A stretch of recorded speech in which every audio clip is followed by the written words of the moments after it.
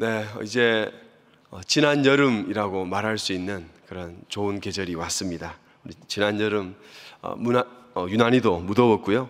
또 지역에 따라서는 폭우가 쏟아지기도 하는 그런 참 어려운 여름이었는데, 이제는 아침 저녁으로 선선한 바람이 불어서 여러 가지로 감사한 그런 시간인 것 같습니다.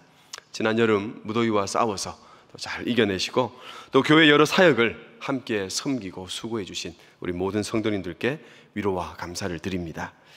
오늘 시편은 우리 시편 73편의 질문, 그리고 이에 대한 대답으로서 시편 73편과 37편을 또 함께 살펴보고 기도하는 시간을 가지려고 합니다. 방금 읽은 시편 73편을 잘 보시면 제3권 그렇게 되어 있습니다. 총 150편의 시로 구성된 시편이 5권으로 되어 있고요. 시편 73편부터 제3권이 시작되는 것이죠. 어떤 학자는 이 시편 73편을 시편의 중심이다 그렇게 말합니다. 그래서 1편부터 72편까지의 내용을 요약하고 있고, 가장 중요한 중심 내용을, 시편의 중심 내용을 전달하는 것이 시편 73편이다 그렇게 말하기도 하는데요. 하여튼 시편 중에 아주 중요한 그런 시라고 할 수 있습니다. 또한 시편 73편의 표제를 보면 아삽의 시라고 되어 있습니다. 이것은 73편부터 83편까지의 아삽의 시 모음집인데요, 이것은 주로 이스라엘 백성들이 겪는 공동체적인 아픔을 노래하고 있고 성전의 중요성을 이야기하는 그런 시들입니다. 이제 시편 73편을 함께 살펴보겠습니다. 시편 73편에서 시인인 아삽은요, 자신의 마음속에 있는 갈등과 고통을 드러냅니다. 우리 2절과 3절 우리 앞에 나오는 화면 보면서 같이 한번 읽겠습니다. 2절 3절입니다. 나는 거의 넘어질 뻔하였고 나의 걸음이 미끄러질 뻔하였으니 이는 내가 악인의 형통함을 보고 오만한 자를 질투하였음이로다. 지금 시인은 악인의 형통으로 인해 자신이 넘어지고 미끄러지게 되었다 말합니다. 그 마음이 허물어지고 실족하게 되었다는 것이죠. 결국 그는 오만한 자를, 악인을 향해 질투하는 자리에까지 나아가게 되었다라고 말합니다. 이제 한 걸음 더 나아가서 시인은요, 자신의 내적 갈등과 고통이 더욱더 심화되는 것을 고백합니다. 시편 73편 13절과 14절 우리 화면 보면서 같이 한번 읽겠습니다. 13절 14절입니다. 내가 내 마음을 깨끗하게 하며 내 손을 씻어 무죄하다 한 것이 실로 헛되도다. 나는 종일 재난을 당하며 아침마다 징벌을 받았도다. 방금 읽은 13절 14절의 이 내용, 내가 나를 정결하게 했고 내 손을 씻었던 그것이 헛되다라고 말하는 이 시인의 고백이 실제 고백이 아니라 가상의 불평이라 그렇게 보는 자들도 있습니다. 이렇게 말하고 싶은 상황이 되었지만, 이런 말이 나올 수 있는 상황에 처해졌지만 실제로는 그런 말을 하지 않았다라고 보는 것이죠. 그래서 15절에 보면 내가 13절과 14절에 이런 말을 했다면 주의 아들들의 세대에 대하여 악을 행한 것과 같다 그렇게 고백하고 있는 것, 그것 때문에 이것은 실제로 고백한 말은 아니다라고 말합니다. 악인의 형통을 보고 이런 말이 생각났고 목구멍까지 이런 말이 차올랐지만 입 밖으로 내지는 않았다 그렇게 보는 것이죠. 그래서 저는 큰 차이는 없다라고 생각합니다. 지금 시인이 악인의 형통함 앞에서 느끼고 있는 그 불편과 갈등은 이미 엄청난 것입니다. 자신의 신앙과 신학이 송두리째 무너지고 있기 때문이죠. 1절입니다. 하나님이 참으로 이스라엘 중 마음이 정결한 자에게 선을 행하시나. 여러분, 지금 1절의 이 시인의 고백은요, 자신의 확고한 지금까지의 신앙 고백입니다. 그리고 하나님이라면 당연히 이렇게 하는 것이 맞다고 하는 기대인 것이죠. 그러므로 시인은 하나님이 참으로 이스라엘 중에 마음이 정결한 자에게 선을 행하시는 분인데, 나는 그렇게 알고 있는데 지금 시인이 마주한 현실은 전혀 그렇지 않다는 것입니다. 그저 눈앞의 현실은 자신을 넘어지게 하고 미끄러지게 하기에 충분한 악인의 형통입니다. 여러분, 그러므로 13절 14절의 이 내용이 지금 시인의 머릿속에만 있는 가상의 고백이든지 아니면 그의 입 밖으로 내뱉은 말이든지 크게 차이는 없습니다. 지금 시인이 당한 현실이 그만큼 참담하고 암울하기 때문이죠. 이미 눈앞의 현실로 인해 그의 신앙은 뿌리채 흔들렸고 그의 머릿속은 2절 3절과 같은 고백, 그리고 13절, 14절과 같은 그런 말들로 넘쳐나고 있기 때문입니다. 자신이 믿는 것과 눈앞의 현실이 너무나도 다릅니다. 이론과 실제의 괴리가 너무나 큽니다. 왜 그렇습니까? 지금 시인이 악인의 형통을 보았기 때문입니다. 조금의 고통도 없는 악인의 그 풍요로운 삶을 그의 눈으로 보았기 때문이죠. 시인이 마주한 악인의 형통함, 4절에서 12절에 잘 묘사하고 있는데요, 우리 4절부터 12절 말씀, 화면에 나오는 말씀 우리 보면서요, 4절부터 12절 말씀을 같이 한번 읽도록 하겠습니다. 그들은 죽을 때에도 고통이 없고 그 힘이 강건하며 사람들이 당하는 고난이 그들에게는 없고 사람들이 당하는 재앙도 그들에게는 없나니 그러므로 교만이 그들의 목걸이요 강포가 그들의 옷이며 살찜으로 그들의 눈이 솟아나며 그들의 소득은 마음의 소원보다 많으며 그들은 능욕하며 악하게 말하며 높은 데서 거만하게 말하며 그들의 입은 하늘에 두고 그들의 혀는 땅에 두루 다니도다. 그러므로 그의 백성이 이리로 돌아와서 잔에 가득한 물을 다 마시며 말하기를 하나님이 어찌하랴 지존자에게 지식이 있으려 하는도다. 볼지앗 이들은 악인들이라도 항상 평안하고 재물은 더욱 불어나도다. 여러분, 시인이 목도하고 있는 이 악인의 형통함 4절부터 12절에 길게 묘사해 주고 있는데요, 세 가지로 요약할 수 있습니다. 첫 번째는 그들은 악하다는 것입니다. 그들이 악인이기 때문에 당연한 것이겠죠. 그리고 두 번째로 그들에게는 고통이 없고 평안만이 있다. 시인은 여기에서 첫 번째 충격을 받습니다. 그리고 세 번째, 그들은 심지어 하나님을 향하여 하나님에 대하여 대항하는 그런 자들이다. 시인은 여기에서 그야말로 주저앉게 되는 것이죠. 지금 시인이 목도하고 있는 악인들의 이러한 모습은 도무지 있어서는 안 된, 절대로 일어나서는 안 되는 일입니다. 악인은 그에 합당한 형벌을 받는 것이 마땅하고 심지어 그들이 하나님을 향하여 내뱉는 대적하는 말, 그것은 결코 용서받을 수 없는 것입니다. 그러나 지금 악인은 자신들의 형통으로 인해 교만이 하늘에 닿았고 목구멍에 교만한 소리가 넘치고 있습니다. 그들에게는 조금의 고통도 없고 즐겁고 행복한 일이 연이어 나타나고 있을 뿐입니다. 심지어 그들은 하나님을 향해 악한 말을 내뱉는 것 주저하지 않습니다. 그렇기에 지금 시인은 고통스럽습니다. 너무나 답답합니다. 잠시지만 헷갈리는 것이죠. 결국 실족하여 넘어지게 되는 그런 상황까지 왔다 고백하고 있는 것입니다. 지금까지 자신을 정결하게 하고 자신의 손을 씻어 깨끗하게 한 그 모든 것이 후회가 되는 상황을 만난 것이죠. 여러분, 하지만 시인은 여기에서 멈추지 않습니다. 자신에게 혼란과 고통, 낙심과 좌절이 있지만 결코 거기서 멈춰서지 않고요, 악인들이 이기도록 놔두지를 않습니다.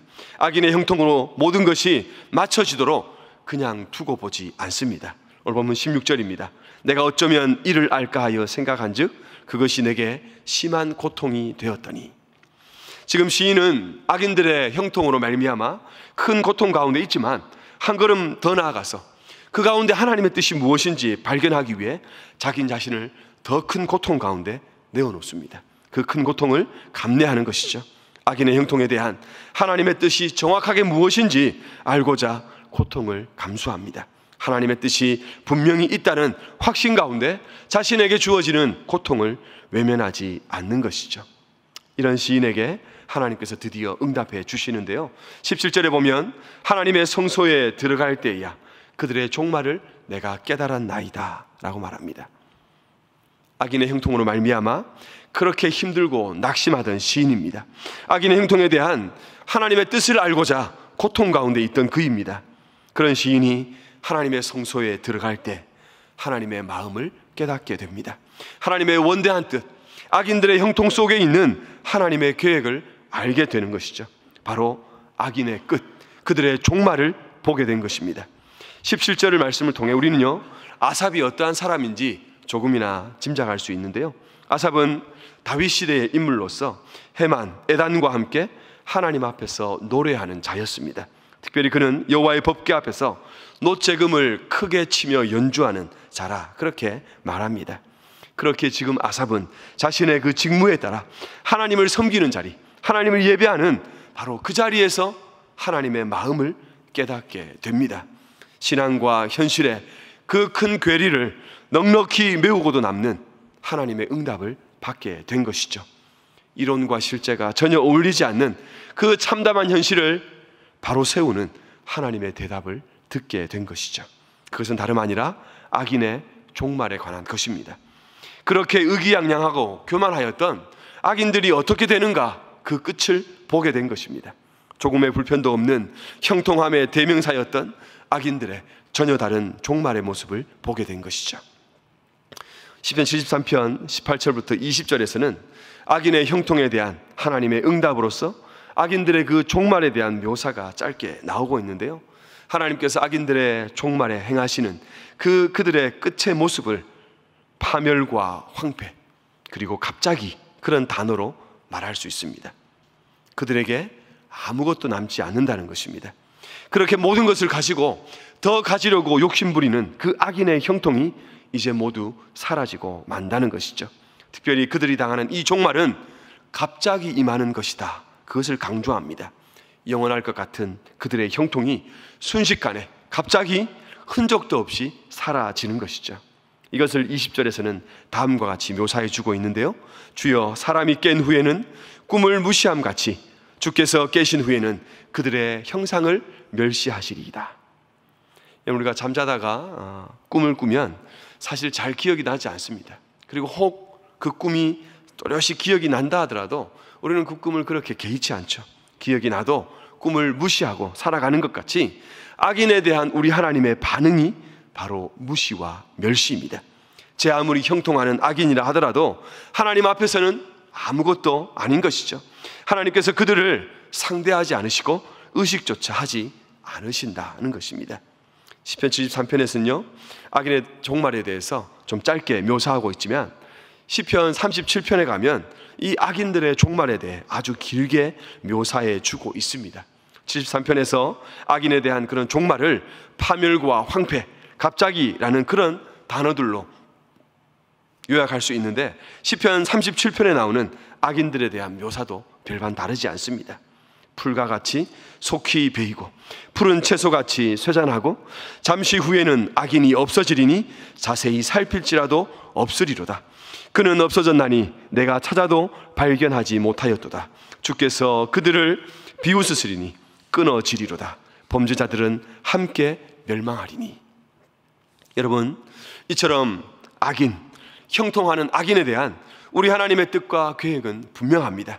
하나님께서 그들을 향하여 가지고 계신 생각, 그것은 오직 멸망입니다. 흔적도 없이 갑자기 사라지고 마는 것이고 그들을 찾으려고 해도 도무지 찾을 수 없는 것입니다.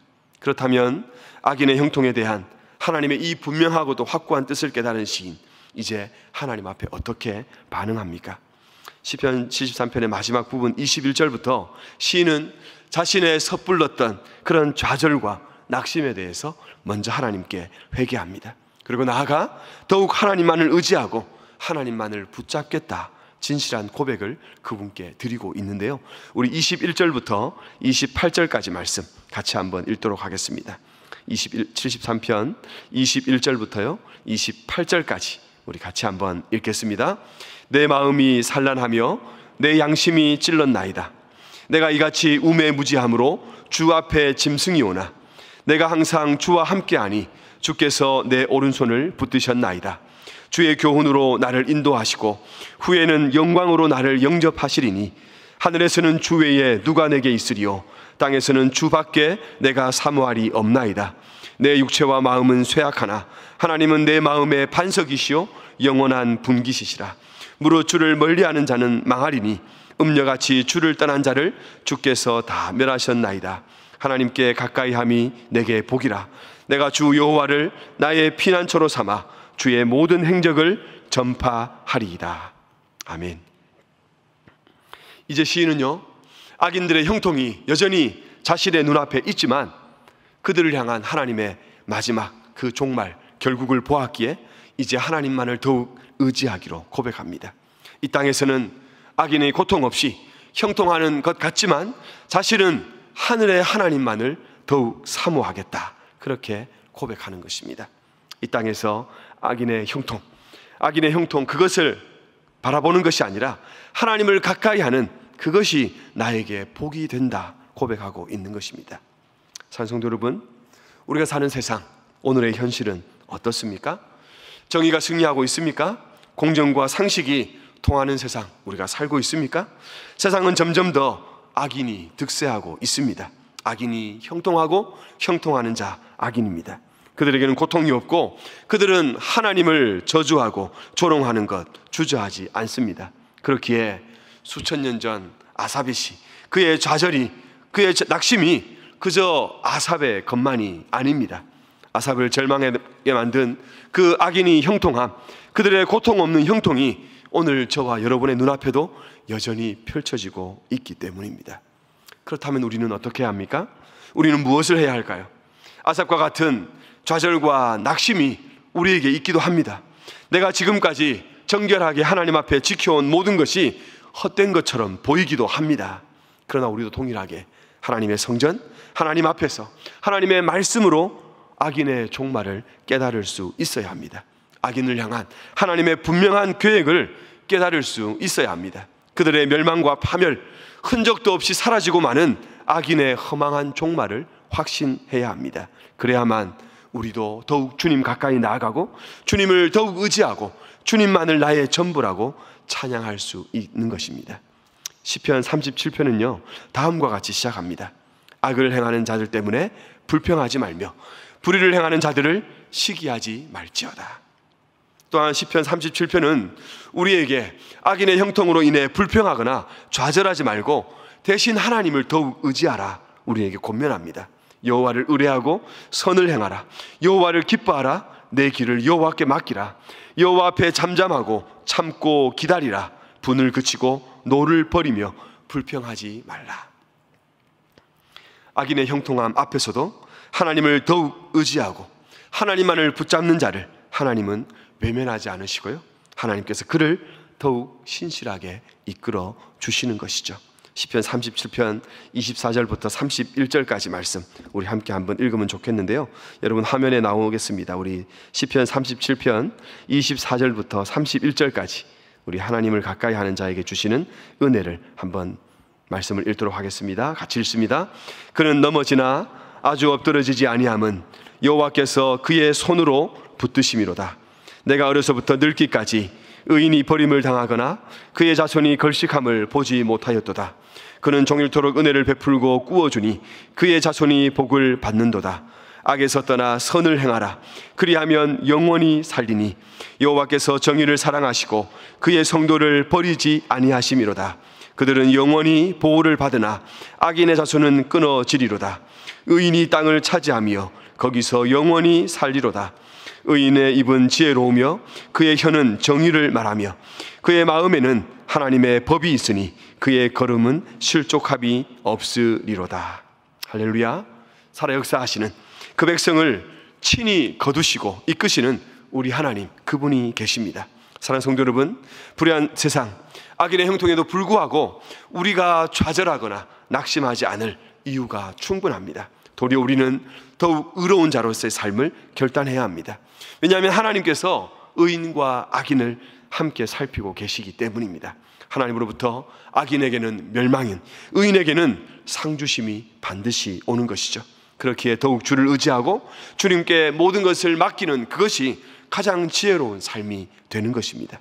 그 끝을 알기에, 그 마지막을 알기에 우리가 걸어가는 이 길은 너무나 명확합니다.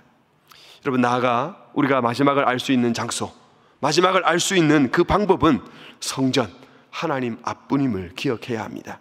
하나님 앞에서만 우리의 모든 문제가 해결되고 해답을 얻을 수 있다는 것 기억해야 합니다. 다른 곳에서는 결코 이 지혜를 얻을 수 없습니다. 세상에 유행하는 처세술이나 상담으로 얻을 수 있는 것 아니죠. 오직 한 곳, 하나님 앞에서 이것을 깨달을 수 있습니다. 하나님께서 우리에게 자신의 뜻과 길과 계획을 열어 보여주시는 것입니다. 그렇기에 우리가 거할 곳, 우리가 머물 곳은 한 곳뿐입니다. 바로 하나님 앞, 그분의 말씀 앞입니다. 그곳에서 우리는 이 세상의 부조리함과 악인의 형통함에 대한 하나님의 가장 선하고도 확실한 응답을 얻을 수 있는 것이죠. 그러므로 하나님 앞에 머물기를 힘써야 하고 하나님의 말씀 안에 거하기를 노력해야 합니다. 하나님으로부터 오는 분명하고도 확실한 그 응답을 받고자 하나님을 기다리고 또 기다리는 우리 모두가 되기를 바랍니다.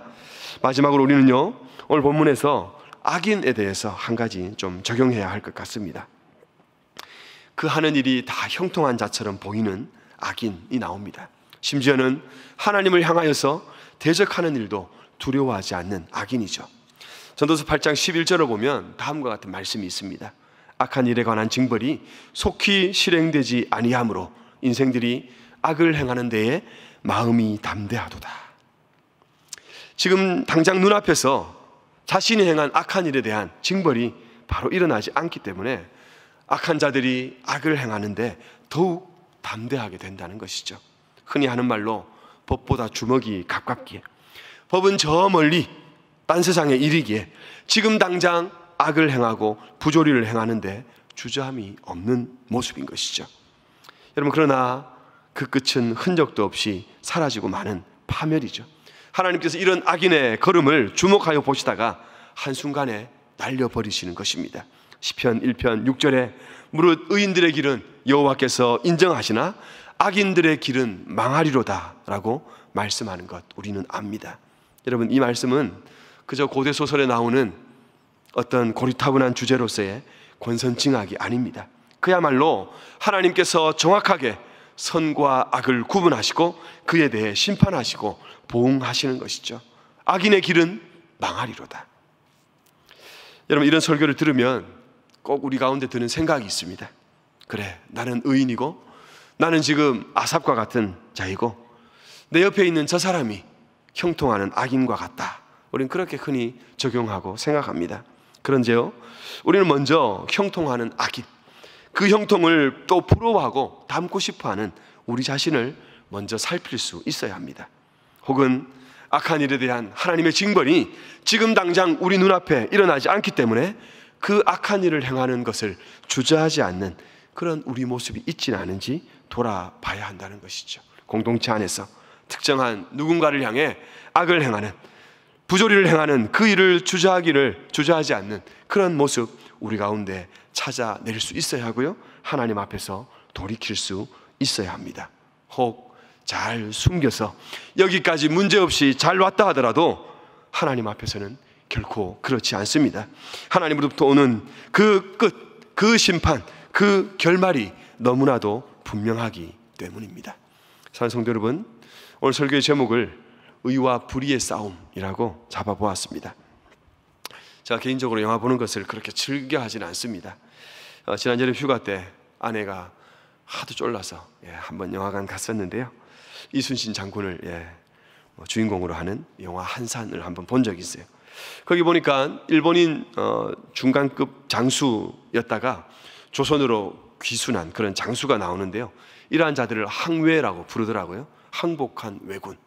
반대로 우리 편에 있다가 일본으로 간 사람을 순외, 왜군에게 순복한 자, 이렇게 그런 단어가 있다고 하는데요. 하여튼 이런 한 장수가 나오는데, 역사적으로도 김충선이라고 하는 실제로 우리나라에서 우리나라 이름을 받고 성을 받고 그렇게 살았던 가문이 지금도 있습니다. 거기서 이 일본인 장수가 이순신 장군에게 질문합니다.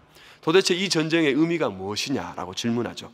그때 이순신은 의와 불의의 싸움이다, 그렇게 말합니다. 결국 당연히 조선이 의가 불의를 이긴다, 그렇게 말하는 것이죠. 사랑하는 성도 여러분, 이는 수천 년 전 아삽만 마주한 그런 상황이 아닙니다.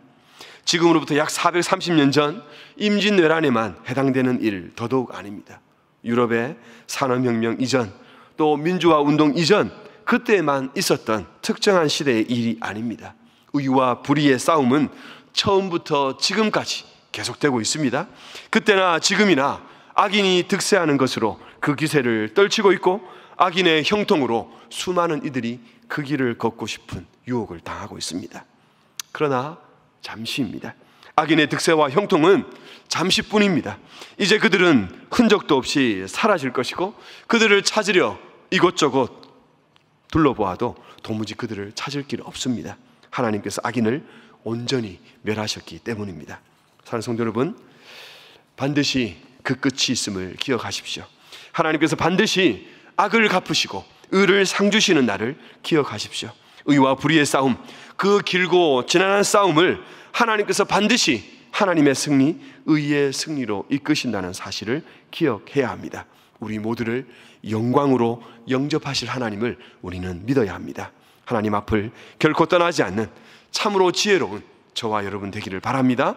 악이 득세할수록 주님을 더욱 가까이 하고 주님을 가까이 하는 것이 나에게 복이 된다, 담대히 고백할 수 있는 저와 여러분 되기를 바랍니다. 하늘에서는 주 외에 누가 내게 있으리요, 땅에서는 주밖에 내가 사모할 리 없나이다. 우리 모두의 고백이 되기를 간절히 바랍니다.